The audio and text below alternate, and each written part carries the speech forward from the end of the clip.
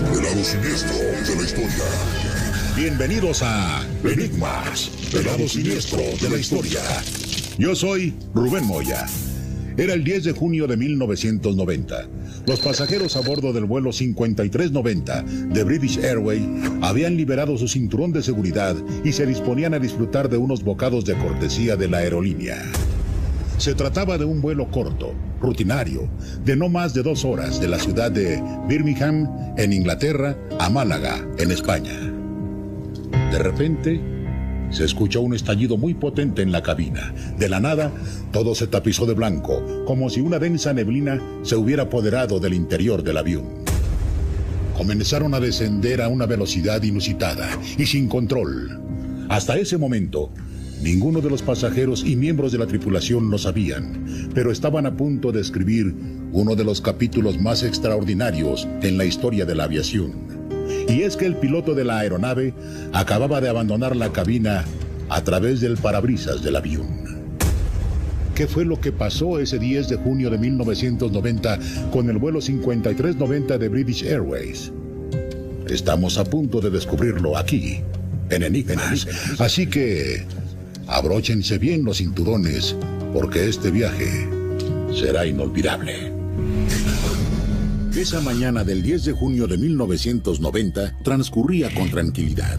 Los sobrecargos responsables del vuelo, el cual habían ejecutado cientos de veces, se encontraban en las instalaciones de la aerolínea a la espera de que les permitieran abordar. En Birmingham, toda la tripulación de cabina y los pilotos nos conocemos. Nos hablamos por nuestro primer nombre. Simón era un buen amigo mío porque salíamos a tomarnos una cerveza o una Courier. Todo mundo era amistoso con todo mundo. Había un cielo despejado, el sol brillaba por todo lo alto, no se presentaban condiciones climatológicas adversas a lo largo del camino. ¿Qué podría salir mal? Los pasajeros enderezaron sus asientos, abrocharon sus cinturones y escucharon el protocolo de seguridad a cargo de los asistentes de vuelo. La aeronave avanzó sobre la pista de aterrizaje hasta que poco a poco se fue elevando sobre el suelo. Pasaron unos segundos y se escuchó un pequeño ruido en el fuselaje. No era otra cosa que el tren de aterrizaje que se escondía bajo sus pies. Poco a poco el aparato fue alcanzando altitud hasta que llegó al punto de estabilizarse. En el inconsciente colectivo, el despegue estaba registrado como el momento más complicado por el cual atraviesa una aeronave, y este se había dado sin contratiempos. Era momento de disfrutar unos cuantos refrigerios. Fui a la cabina de los pilotos para preguntarle a Tim y a Alastair qué les gustaría beber. Llevaban 13 minutos de haber despegado y el avión surcaba las nubes como cuchillo en mantequilla. Estaban a 17,000 pies de altura cuando en una fracción de segundo todo cambió. Tuve esta sensación de que se me revolvía el estómago con mucha intensidad.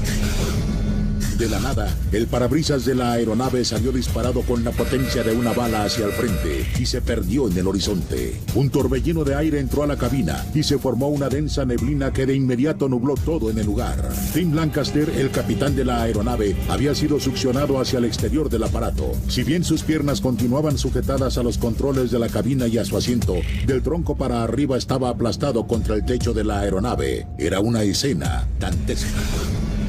Íbamos en picada en realidad y empezamos a brincotear de esta forma. Por unos instantes, Alistair Hutchinson, copiloto de la aeronave, no sabía si estaba vivo o muerto, si era verdad que estaba viviendo esa amarga experiencia o si se trataba de una pesadilla. En cuanto pudo reaccionar, trató de retomar el control de la aeronave, pero era tan fuerte el viento que entraba a su habitáculo que apenas si podía respirar. El estallido había sido tan dramático que hay quienes creyeron que se había tratado de un acto terrorista. Estaba un poco atontado, no sabía que... ¡Oh, Dios, fue una bomba! Nigel Ogden, el sobrecargo que se había ofrecido a llevarle unas bebidas a los pilotos, fue el primero en detectar que su capitán estaba a punto de salir volando de la aeronave. Así que corrió a sujetarlo de los pies con todas sus fuerzas.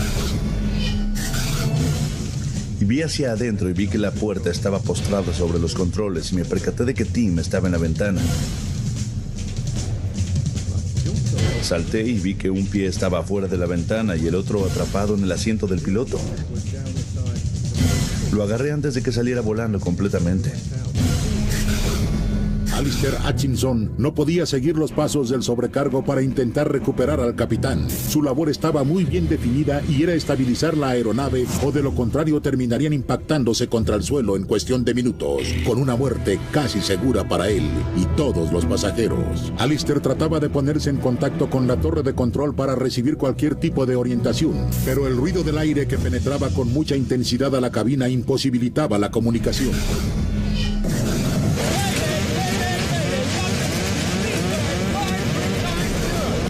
Mientras que esto sucedía en la cabina, en el área de los pasajeros, los sobrecargos trataban de mantener la calma y preparar las condiciones para lo que bien podría ser un aterrizaje forzoso. Fue entonces que John Hayward se dio cuenta de que algo inusitado se estaba presentando en la cabina, así que corrió a prestar auxilio. Su mente ágil le permitió emprender una estrategia en cuestión de segundos para evitar que tanto el capitán como su compañero sobrecargo salieran volando.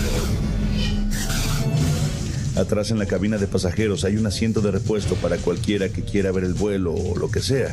Y pensé, si me pongo el cinturón de seguridad ahí, puedo agarrarlos a ambos y así podremos tener una especie de ancla al interior de la aeronave. Tras batallar durante varios minutos que más bien se percibieron como horas, por fin el copiloto había tomado el control de la aeronave. Seguían bajando a una gran velocidad, pero al menos ya era un descenso controlado. La estrategia de Alistair era descender lo más posible para evitar un encontronazo con otra aeronave. Sabía que era una zona muy densa de tráfico aéreo. Además, requería bajar el aparato a una altura donde el oxígeno no fuera necesario para los pasajeros, ya que no contaban con una carga suficiente para todos ellos.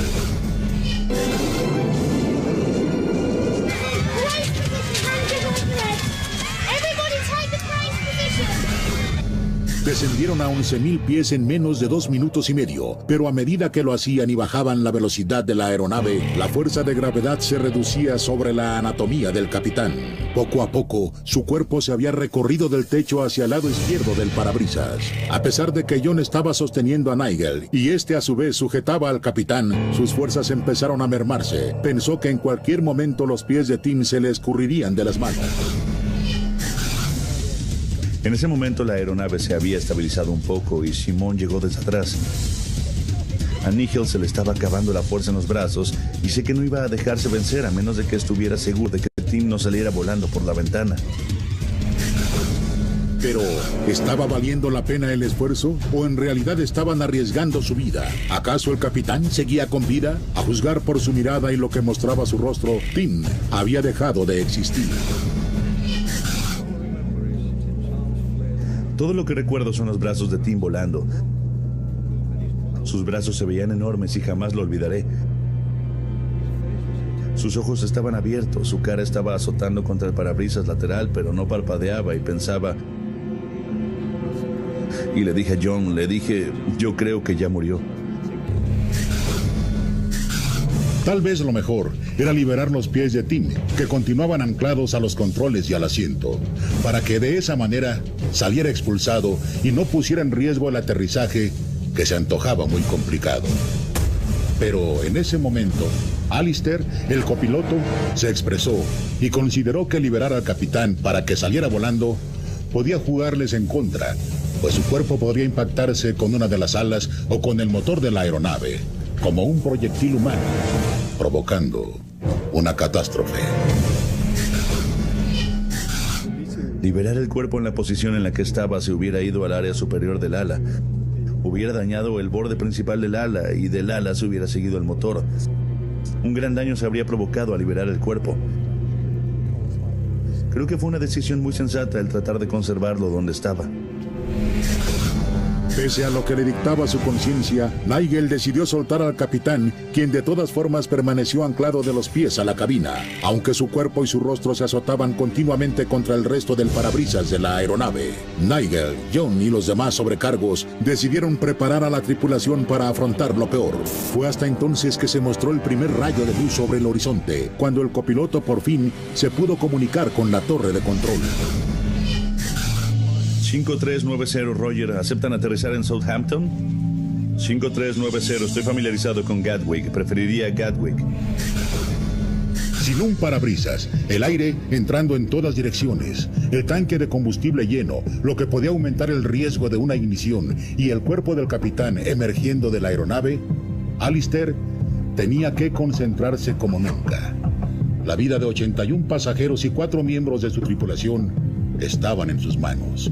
Sabía que solo tenía una oportunidad, que requería medir el aterrizaje de forma casi milimétrica.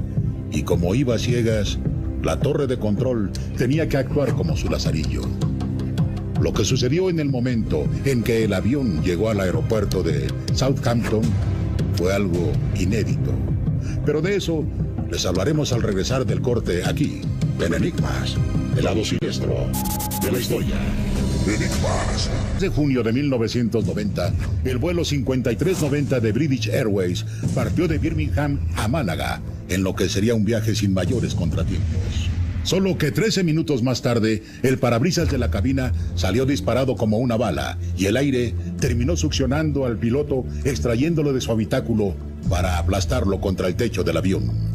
Durante casi 30 minutos, el copiloto Alistair había batallado para mantener el control de la aeronave hasta estabilizarla. Si bien todo jugaba en su contra, no estaba dispuesto a rendirse. Tan solo tenía que realizar un aterrizaje perfecto para salvaguardar su vida y la de los 81 pasajeros que dependían de su pericia. Lo que él no sabía es que al llegar al aeropuerto de Southampton se llevaría la sorpresa de su vida. Sigamos descubriendo lo que sucedió con el vuelo 5390, uno de los más extraordinarios en la historia de la aviación.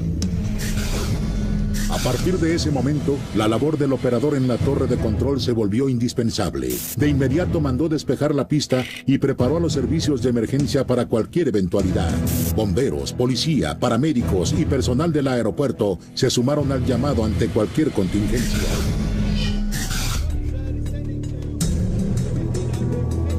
Señor, descendiendo a 1500 pies, oriénteme todo el camino. Necesito toda la ayuda posible. Roger podrá detener la aeronave en la pista y podrá evacuar la pista. 500 pies, 200 pies, 50 pies, hasta que por fin se escuchó el rechinido de las llantas impactando contra el suelo. El copiloto Alistair Hutchinson había activado las turbinas para detener el avance del avión y evitar un despiste. La pesadilla había llegado a su fin 32 minutos más tarde después del despegue.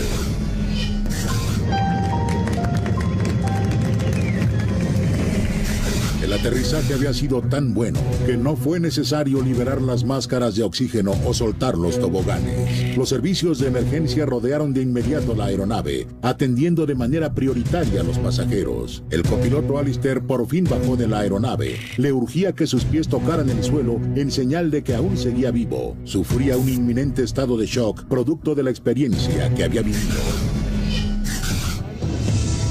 Recuerdo haber visto al copiloto, el hombre que realmente, si no hubiera sido por él, estaría del otro lado. Estaba caminando sobre la pista, muy despacio, le temblaba la cabeza y se veía al hombre de la ambulancia con sus manos alrededor del copiloto.